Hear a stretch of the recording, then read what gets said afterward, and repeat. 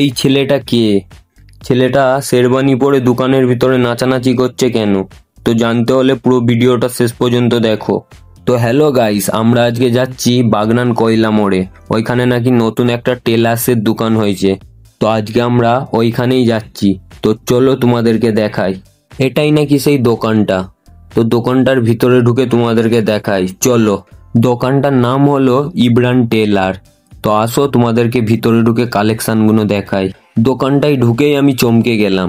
এই এত সুন্দর কোটের বাজেটটা এতটাই কম। আমার বন্ধু শুনেই শেরবানিটা পরে আবার নাচানাচি করতে আরম্ভ করে দিল। রাজা মিয়া ছাড় দো ইয়ারি জঙ্গি নেই ও ইশক পে মারি রাজা মিয়া ছাড় দো। তো গাইস ওইসব বাদ দাও, তো আসো তোমাদেরকে কিছু ইউনিক কালেকশন দেখায়। তো এখানে পাঞ্জাবি তৈরি করা হয়, কোট প্যান্ট তৈরি করা হয়, শেরবানিও তৈরি করা হয়। কারুর যদি বিয়ের জন্য শেরবানি লাগে তো এইখানে তৈরি করা হয়। এইখানে সমস্ত জিনিসই তৈরি করা হয় আর খুবই কম রেট। আর ইনি হলো সেই গরিবের নেতা যে এত কম রেটে কাজ করে দেয়। তো তোমরাও একবার এসে দোকানটা দিয়ে ঘুরে যাও।